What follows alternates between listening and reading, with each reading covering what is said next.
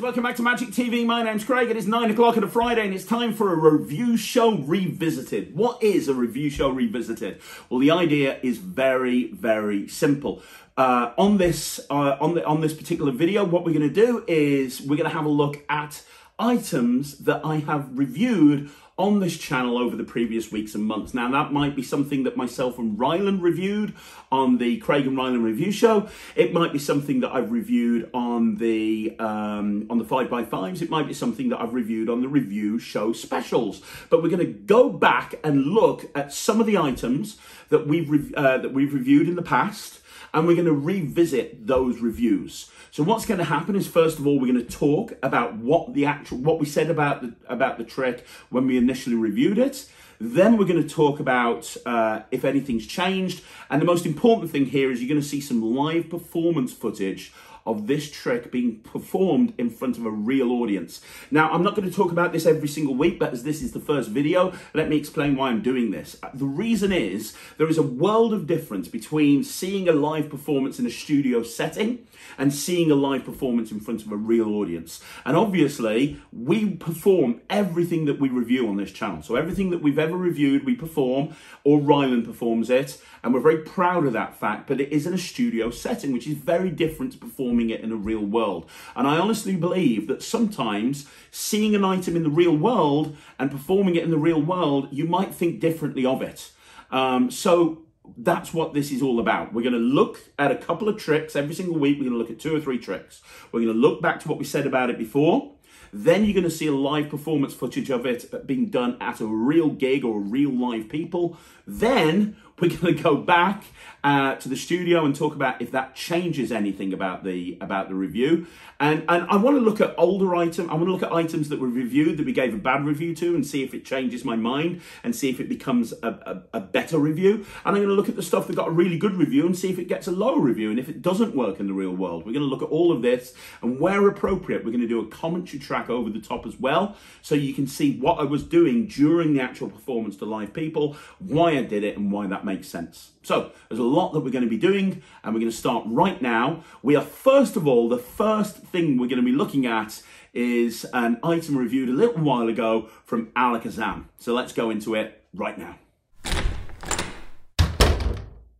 So first off, we're going to be looking at the Las Vegas deck by Alakazam. And this is something that we reviewed probably about 6 months to 12 months ago now. It's an older item. And basically, it's a prediction trick using a deck of cards that have been specially printed. So it looks like it's a souvenir deck of cards that you picked up from Las Vegas. And the whole idea is that you bring these cards out and you show them, and you talk about how you picked up this souvenir deck from Las Vegas. You show the fronts and you show the backs, and then you very clearly get 2 people to pick 2 cards, and then you show the prediction, which is a poker chip that was inside the case the whole time. The prediction doesn't match, and then there's a kicker ending where everything is brought full circle. Now, we gave this a really good review on the channel a little while ago. We gave this a really good review, and we talked about how good it was. And you know what? I've actually been trying this out in gigs for a long while now, and especially at weddings. And the reason is, one of the most important things when you're performing to real people is a hook line, and also getting people invested in the trick. And the best way to get people invested in the trick is either make it about them or talk about something that's personal to you. Well, I can talk with this trick about how I got married in Las Vegas, which really kind of works well at a wedding, because you know, you're at a wedding and you can say, well, everyone's here, have you had a good time, isn't this wedding nice? I actually got married in Las Vegas. Oh, did you? Yeah, in fact, let me show you this deck of cards. And it allows me to get into it in a very nice way, and it is super commercial because you don't need a special table. It can be done anytime, anywhere. You're just dealing cards down, and you know, it's great. And even though one of the things that we said in the review when we originally reviewed this, we said, well, the problem here is that it can't be examined. The deck cannot be examined. And I said to Ryland at the time, I don't think that's an issue. I don't think it's an issue that it can't be examined, because I think that the focus is going to be on the cards on the table and the chip, which can be examined. Well, let's see if I'm right. I'm going to show you some live performance footage of me performing this trick in a restaurant. Let's have a look at that live performance footage right now so you can see exactly how this trick plays in the real world. So you guys know that obviously me and Sarah got married in Las Vegas, right? You guys know that, obviously. And it was planned. It wasn't as seedy as it sounds. Sounds really bad, doesn't it, when you say that? We got married. You just envisage going through a drive-through. Will you? Will you? Yeah, okay, you're married. It's good. No, it was all planned. But, Was it themed? No, but our wedding night, we went to see Penn and Teller. So so our wedding entertainment was Penn and Teller. I'll take that. It's going to be open for a while. It's going to be open for a while. But this is a deck of cards that I actually picked up from Las Vegas. It's a souvenir pack of playing cards, and it's kind of interesting. And obviously, you live in America, so well, there you go. You'll find this really interesting because what it is, it's a deck of cards, right? But on the other side of the cards, the back of every card is a different casino. So all of them, including the ones that don't even exist anymore. So you've got 52 different casinos. And I thought this is actually really interesting. So we're going to try and do something. You're going to help me, okay? Yeah. So what I'm going to do, we're going to have a card picked. So I'm going to pick the card, and whichever card. I'm going to deal cards down onto the table, and you're going to say stop wherever you wanted to. So if you said stop here, it would be the Luxor. If you said stop here, it would be Caesar. You get the idea. This is a Hooters card, but we'll move past that one. So anytime you want to, just say stop. Was that the 9, the 2, or the other 9? It's totally your choice. Go 2. You want the 2? Yeah. Do you want to change your mind? No. Okay, that's cool.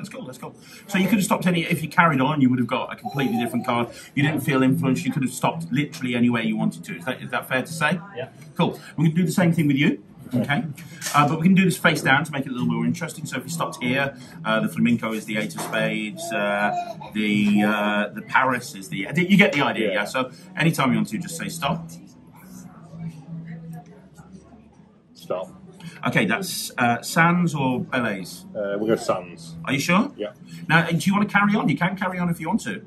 No, Sands. Mandalay Bay is my favourite. Okay, Excalibur, that's really good. Tropicana, let's carry on. So you want Sands, yeah? Yeah. Have you ever been to Sands? No. Ever seen it? Bet you did when you were in Vegas. Yeah. Sorry, maybe. But here's the thing. You guys had a free choice, right? You could have stopped on any one of these cards. We've ended up with Sands.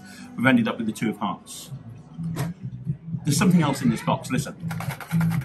Because every single one of these decks came with a souvenir poker chip that you got with the deck, and it's actually got a casino printed on it. You're not going to believe this. If this had Sands on it, would that be good enough to get a big round of applause? Yeah. That'd be pretty good, right? Yeah, it doesn't. It's got Caesar Palace, but I mean that would have been good. But I can't do that. I mean that would be amazing. That'd be impossible because you could have stopped anywhere you wanted to. But there is a card printed on the other side of this. If it was the 2 of Hearts, would that be amazing? Yeah. That'd be good. It's not. It's the Jack of Hearts, but that would have been amazing. But here's the thing: you could have stopped anywhere. There's going to be a casino on the back of this card, and there's going to be a card on the back of that casino. Let's see, it says Caesar's Palace here. You stopped on the 2 of Hearts, which just happens to be Caesar's Palace. And it was the Jack of Hearts, right? And we haven't looked at what's on the other side of Sands, but I think that is pretty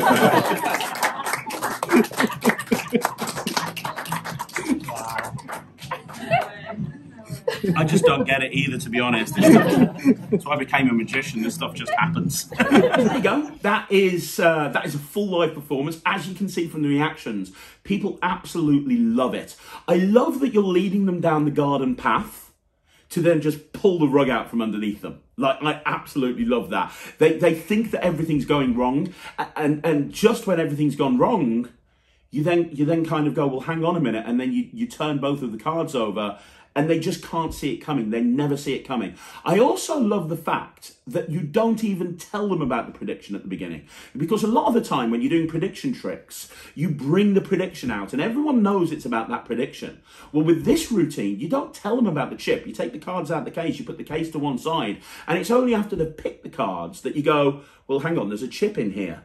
And then they kind of realise that there's this kind of prediction going on. But up until this point, they wonder what's going on with this trick, if that kind of makes sense. And it's a very fair selection procedure. And then you bring this chip out and you've got that whole magician in trouble scenario where it looks like you've completely messed up. And people do believe that you've messed up at that point. And then you point out that, you turn the cards over and you show that you're correct.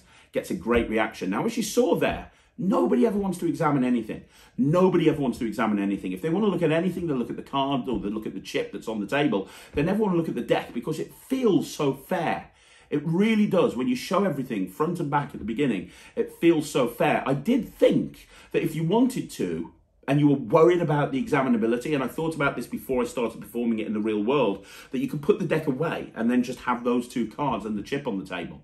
But to be honest, I've stopped doing that because nobody ever wants to look at the deck. Nobody is ever concerned about tricks being examined. And I actually saw a post by Wayne Dobson on Facebook, and he said the thing that bugs him most about amateurs is they're worried about the examinability of props. And I totally get where he's coming from, because a lot of the time, as magicians, we stress about whether things are examinable or not, and we don't need to stress because a lot of the time there's nothing to stress about, if you know what I mean.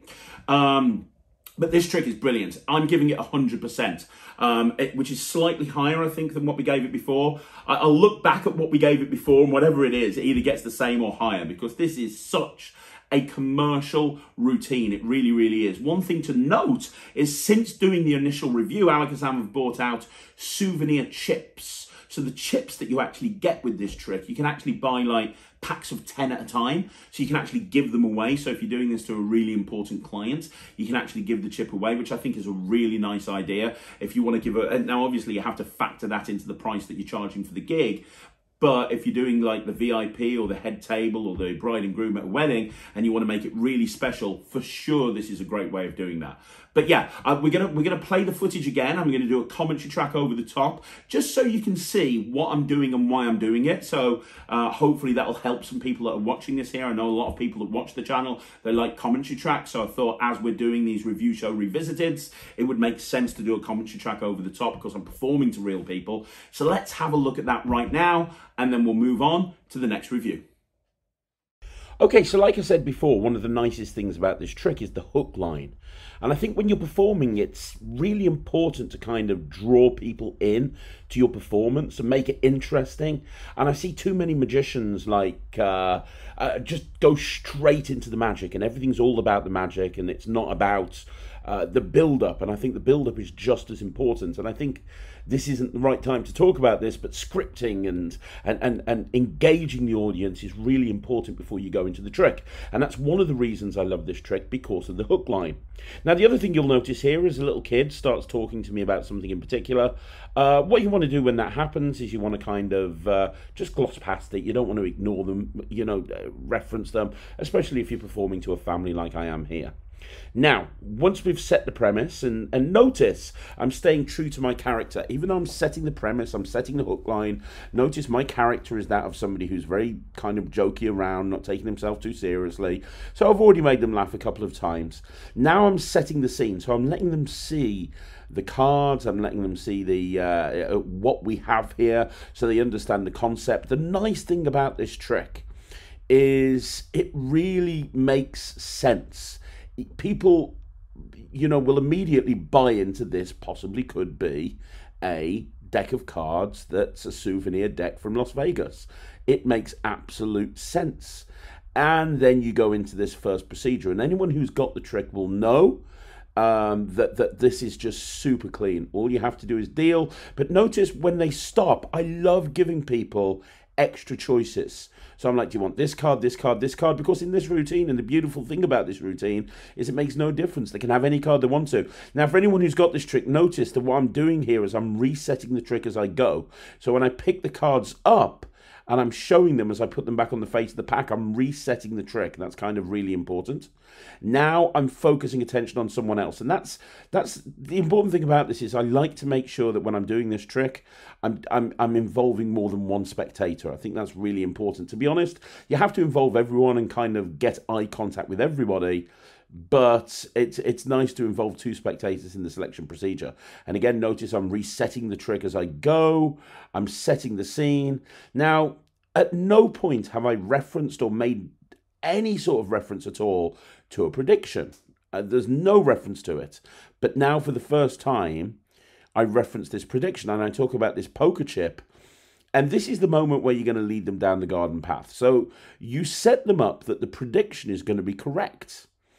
And the payoff is you know, you set this up in a really comedic way. If I told you that this would be your casino, would that be good? Yeah, that'd be good. I can't do that. That'd be fantastic. And it's kind of, they've expected the certain effect in their head. And when you show them that that's not the case, it's quite funny. They laugh, they relax. But then you say, well, hang on a minute. It's got a card on the other side. Would that be good? Now, at this point, they just don't know what's going to happen. And now you're going to go into the finale. And I think the most important thing to learn from this is the timing of this sort of thing. I see so many magicians rushing as quickly as possible to get to the finale. But the build-up, the anticipation is just as important as the actual trick itself. And that's something that we can all learn from this trick because it's such a wonderful way to do it.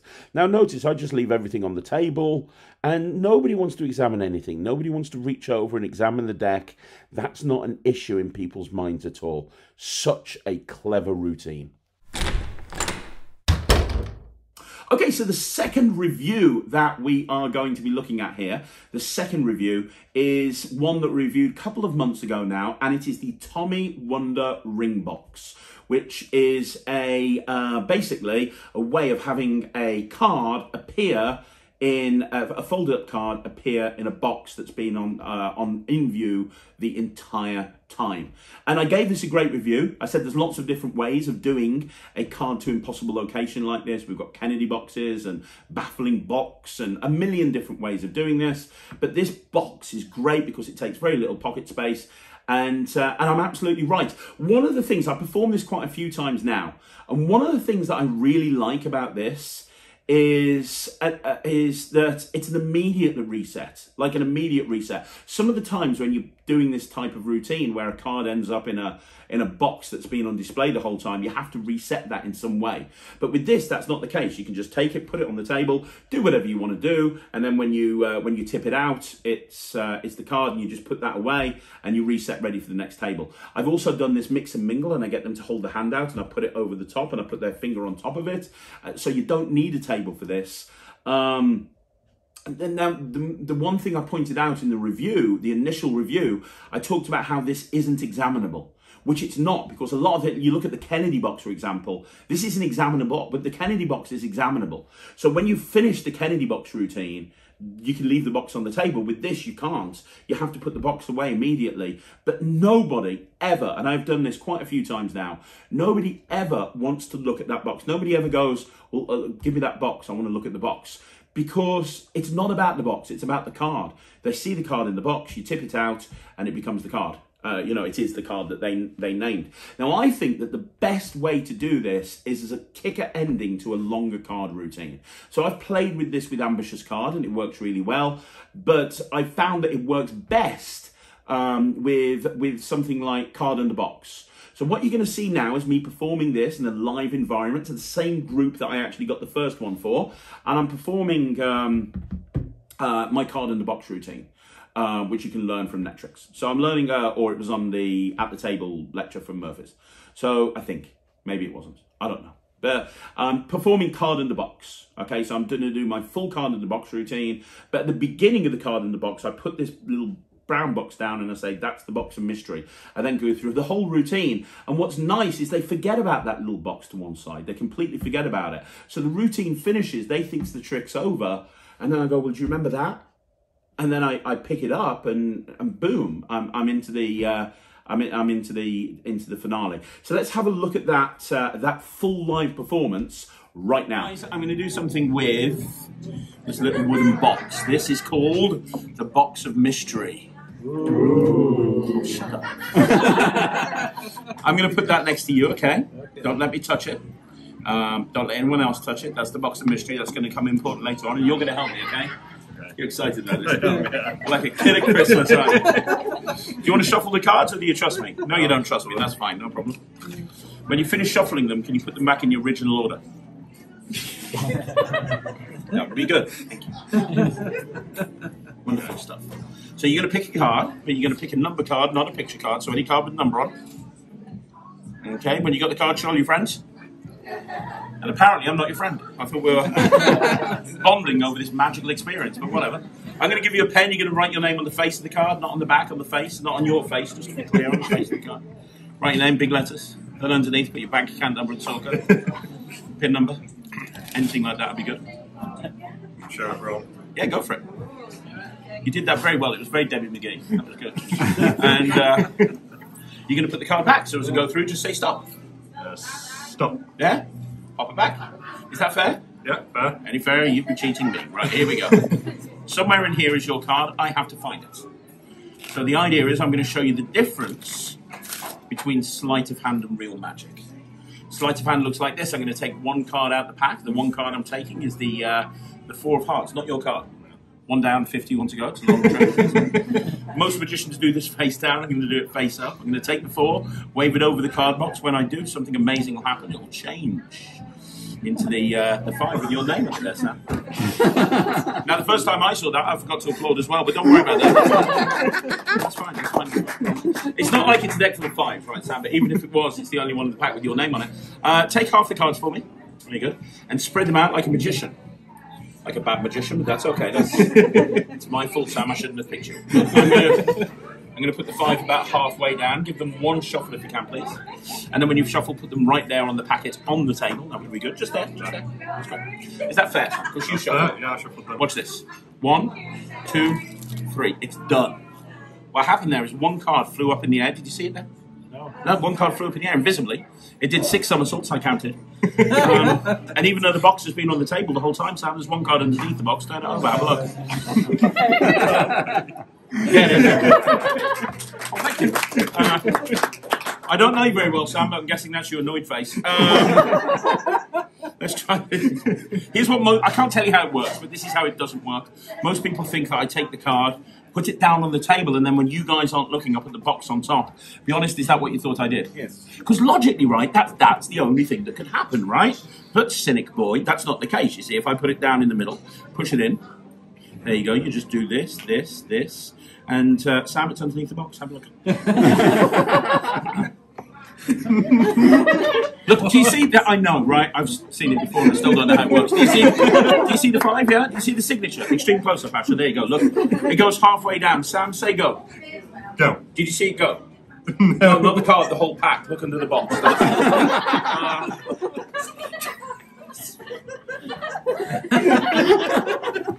So you know I'm making it up right now. Look, nothing under the box. Put your finger gently on top. Big finish. I'm going to try and get it under there again. I'm going to put it down in the middle of the deck, and it's going to go back underneath the box. Now, if you think I've cheated, you can have a tiny peek underneath. I'm a little bit offended by that. Watch. 1, 2, 3. If I told you it was under there now, would that be good? That'd be insane. Have a look. Yeah, that would have been good. Can't do that. Lift up your finger because I'll tell you what I can do. Now, there's 1 card inside the box. I know, it just got real right now, Sam. Take it, turn it over, have a look. Oh my God! By the way, Andrew just did a double take at that point. I love the golf clap. Oh, nice round of applause. Very good. One last time. Do you want me to do it in 1, 2, or 3 seconds? 2 seconds. 2 seconds. 1, 2. Did you see it go? Yeah, that's where the entire pack goes right there, Sam, except for the 5. And the reason is over here in the box. That would be every single card in. Are you now questioning reality? I think you are, aren't you? Yeah. Yes, I am. That's magic, right? You do realise this is my job, right? That's what I do for a living. But here's the thing: when I started this trick, I asked you to do something and keep an eye on that box. Did you keep an eye on that box? You kept it the whole time, right? Remember the box of mystery? Yeah. Look, if I lift up the knob, there's there you go. There's a folded up card. Folded up card. This might look. There you go. This might look familiar. Take that card, unfold it. It can't be. It can't be. But it is. It's the one with his name. And I give Sam a big round of applause. So that was a full live performance of Card in the Box and the Tommy Wonder Ring Box. You saw on that video that nobody ever suspects the box, and they all forget about the box until you tip the until you bring the attention back to the box. They've all completely forgotten about it. Now, a couple of times when I've performed this in gigging situations, somebody will say when I've finished the trip, they go, "What about the box?" Which is even better because they go, "What about the box?" And everybody will go, "Oh yeah, the box." Absolutely brilliant. Now, I'm going to run a commentary track over the top in a second, but one thing I found is it's best if you're performing this to have somebody, the person you're actually having the card picked to be on your right-hand side, and put the box over on your left-hand side.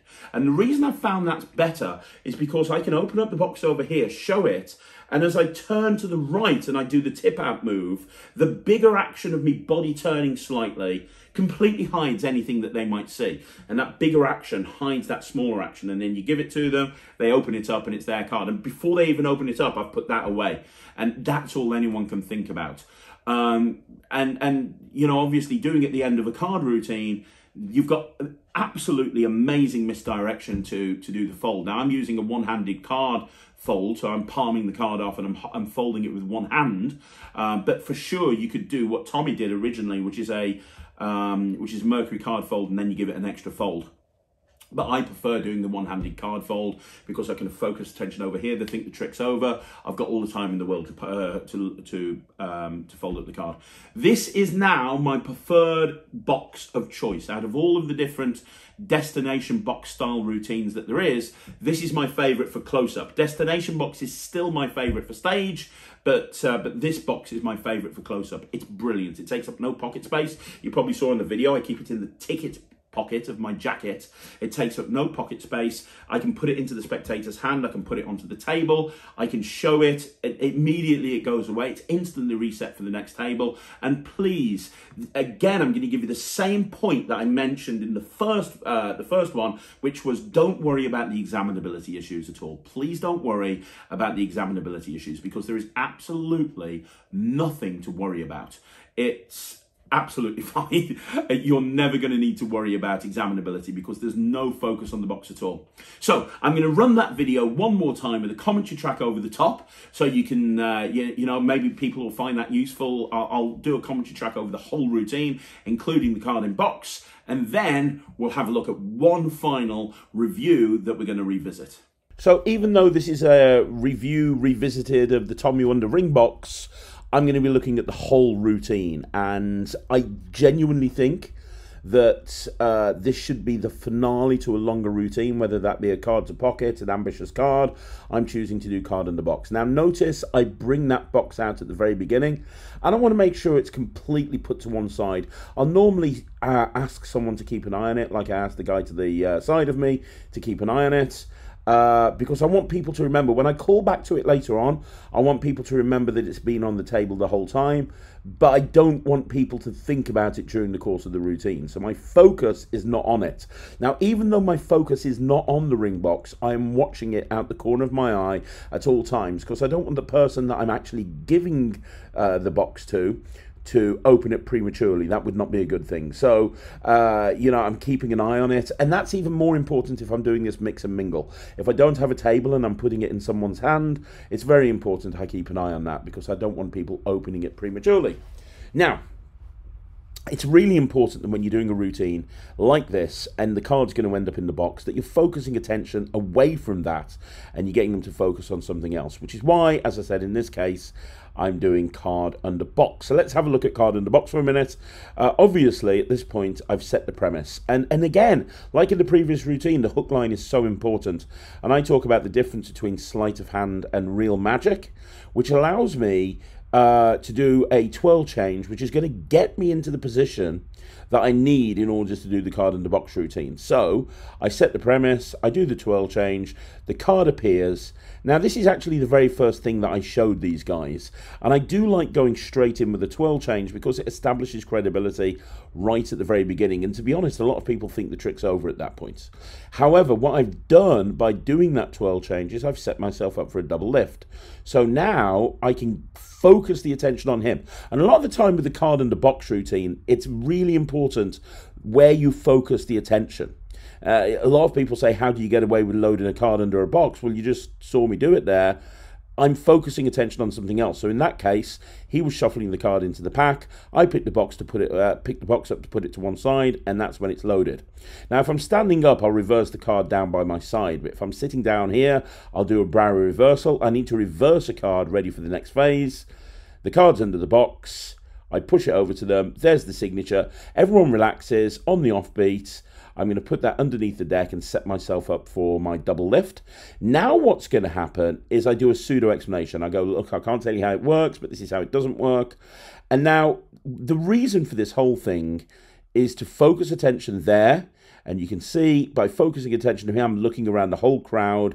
When I put the box on the table, I'm not looking at it. I'm not drawing any attention to it. I'm focusing on the deck. I'm moving everyone's attention over to the side, which allows me then to show the card. And while everyone's looking at the card, the deck is loaded. Now, I'm only holding one card, but everyone's looking at the signature. And I draw attention to everyone's signature. And don't rush this. I see a lot of magicians, when they're only holding one card as a deck, they rush through it because they think they're going to get caught.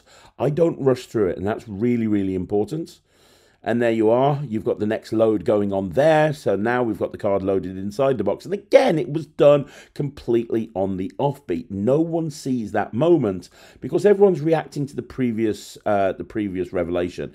And that's really important. I think one of the things that, if you're going to do a routine like this, that you need to understand is you need to be way ahead of the audience. You really do. The other thing that I want you to notice is, even though it's quite a technically demanding routine and there's a lot going on, it's multi-phase, I'm keeping it entertaining, I'm keeping it engaging, I'm telling lots of jokes, I'm doing wisecracks, I'm doing bits of business. That's really important. And notice every single time there's a revelation, the focus is on the person to my right. I think his name was Sam. The focus is on the person to the right. It's not on where I'm doing the next move. And this is the basics of misdirection. So now we're coming to the end of the routine. The deck's vanished and it's gone inside the box. Now, notice the top change that's coming up here. This is the offbeat. Everyone thinks the trick's over. There's your top change, which just allows me to apparently lose the card in the deck and palm the top card off. And the deck goes over there. Now, I'm doing the one-handed card palm underneath the table, my hand to the side. If I was standing up, my hand would just drop to the side. It's now done, so I can focus attention back on the box. Now, notice the attention is over there on my side. And I bring attention to the box. I've got the card in finger palm. I show the card. I let people see it moves. Now, notice I do the tip out as I'm doing a body turn to the other side, to the person who originally picked the card. So I do a body turn, and that body turn hides absolutely everything. Now, I'm putting the box away in my pocket, but notice I was holding it for a while. No one ever wants to see that box. And that's the important thing. Don't run if you're not being chased. Okay, so the final thing we're going to be looking at is a routine that we reviewed a couple of months ago, and it was by Gustavo Raleigh, and it was the thing with the cinema tickets. So it's the one where you've got all of these cinema tickets with blank screens, and you have somebody pick a cinema ticket, and they pick the cinema ticket, and you've predicted it, and then there's this really kicker ending. But myself and Ryland gave this a really good review. We talked about how it was really good and really commercial.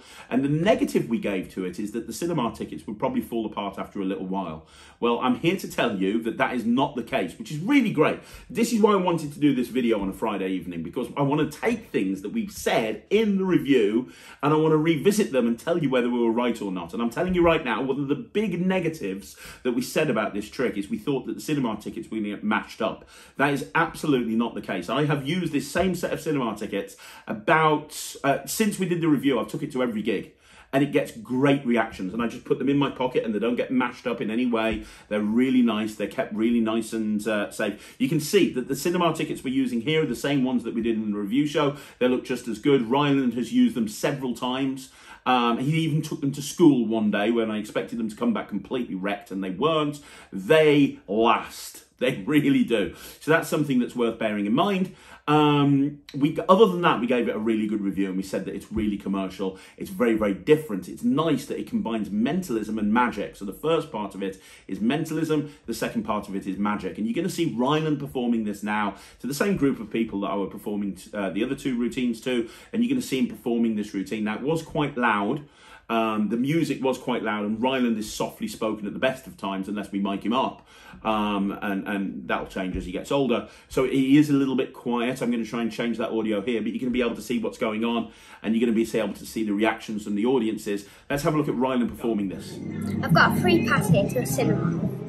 Okay, now on the back of these cards I've got like different films. They're all blank screens. Got a bunch of blank screens, and on the back of them you've got films like this one's Chucky, Seat 12, Karate Kid, Seat 15, Avengers, Rambo, Shrek, Toy Story, Star Wars, Superman, Titanic. There's lots of different ones. Now I just want you to pick any blank screen. You should pick the masher. That one. That one. Okay. Then let's see what it is. It's Jurassic Park, seat number 19. This isn't actually a free pass. It's a prediction. Jurassic Park, seat number 19. Wow.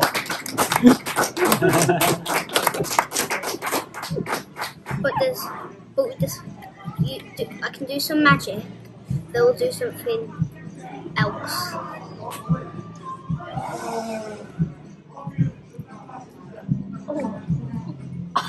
The black screen thing.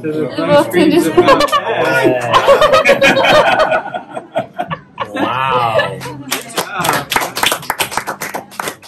So you can see the reaction that got. It gets a really great reaction.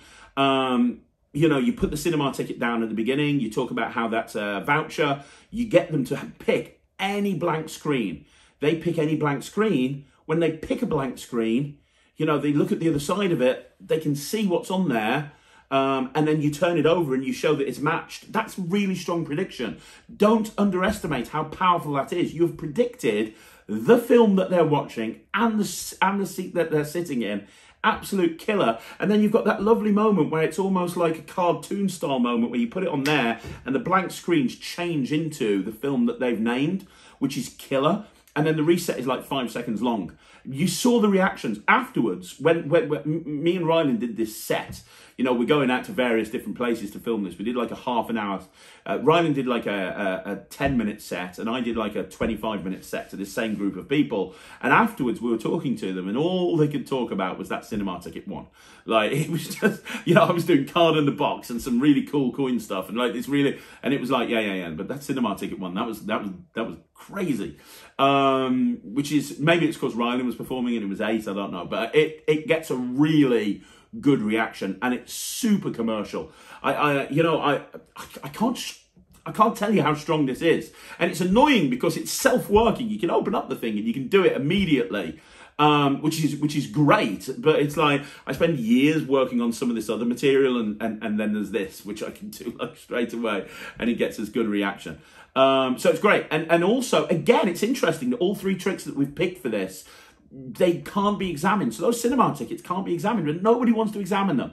Nobody wants to examine them. You do the flick through, everyone's just talking, oh my gosh, that's amazing. And I think that the point that Wayne Dobson made on Facebook, where he said amateur magicians stress too much about examinability issues, I think he's right. I remember when I read it and I was like, no, examinability is important. And it is important, but it's not that important. Especially when you look at footage like this and you see that nobody wants to examine anything. They just want to have a good time. Now, obviously, you go to a club and you've got people that are drunk or something. That might be a different situation. But in this situation, 100%, nobody wanted to examine anything. So I'm going to give this 100% as well. You know, it's killer. It's absolutely killer. I'm going to just run the video again and do a commentary track over the top, talking about some of the stuff that Ryland's doing. And then we'll wrap this whole video up. So this is very similar to what happens in Vegas, in that you're not telling them that there's a prediction. You're telling them it's a gift voucher to a cinema, which means that later on, when you actually show it's a prediction, it becomes even more baffling. Now, notice that, you know, anyone who's got this trick will see what Ryland's doing here, but notice he's very, very slowly showing that each cinema ticket is different. Now, notice also he's spreading the cinema tickets very slowly. I've seen people do this and they spread them really fast and they can get into trouble. The spread on those cinema tickets must be really slow. Now, he focuses attention on what they've picked, Jurassic Park seat number 19, and then he turns it round and shows that it's absolutely correct. Notice he's pointing it out on the prediction, and then you get your reaction from the audience. Now, they think the trick's over, and then you can go into this next phase. which nobody ever sees coming, because immediately you just do this. Notice the snap of the fingers, because you've got to do something to account for the magic, and then you flick through and you show that Jurassic Park is playing, and the blank screens have turned into Jurassic Park. Now notice he flicks through them 2 or 3 times, because it takes a while for that to register, and it's the sort of thing that they need to see a couple of times in order to understand how impressive the effect is. And I think the thing to learn from this is don't be afraid to flick through that 2 or 3 times, and perhaps even show it in different directions so everyone can see that moment of magic. So there we go, guys. That is another review show in the bag, as I like to say, and Ryland likes to say. Another review show revisited, I might add. This is the first video of the new format, so we are more than happy to tweak this, guys. I think the whole idea of talking about the previous review, then showing some live performance footage, then talking about how that changes our review, and then doing a commentary track. I think that's the best way to do it, but I'd love to know your thoughts. Please let me know in the comments down below if you think that's not the case. I'd love to hear from you. Also, one thing that I'm thinking of doing on this video is getting some of my friends. You know, I've talked about Nemid on this channel an awful lot. I've got lots of friends that are really cool that you've probably never heard of. Getting them to perform some of these tricks, and getting a live performance of them doing it. Would that interest you as well, or would you rather me and Ryland go out and perform everything? If you want this tweaking, please let me know. Also, this week we looked at 3 tricks that we pretty much liked, and then we've kind of agreed with ourselves we do like them. I will be looking over the coming weeks at tricks that we hated, and performing those and seeing if that gets a really good reaction or not. That's something that I'm absolutely going to be doing in the coming weeks and months, so make sure that you look out for that. Other than that, let me know what you think. Really, please let me know what you think, because it's a new concept. I'd love to hear your thoughts. Don't forget, Saturday, tomorrow, I'm here with 4 videos. There's an Honest trailer at 12 o'clock. At 2 o'clock, we've got shorts. At 6 o'clock, we've got a Magic Live. And at 9 o'clock, we have a Talk Magic. I'm going to give you a spoiler right now. It is a Talk Magic with one of my favourite magicians and creators, the guy that is responsible for some of the best apps on the market. I sit down and talk about app magic with Mark Kirstein. That's going to be tomorrow at 9 o'clock. So check it out. You want to see more videos like this? Like the video, subscribe to the channel, leave a comment. I'm going to be back again tomorrow like I said, I'm going to be back tomorrow with 4 videos. So I'll see you then. Thanks very much for watching. My name's Craig from Magic TV.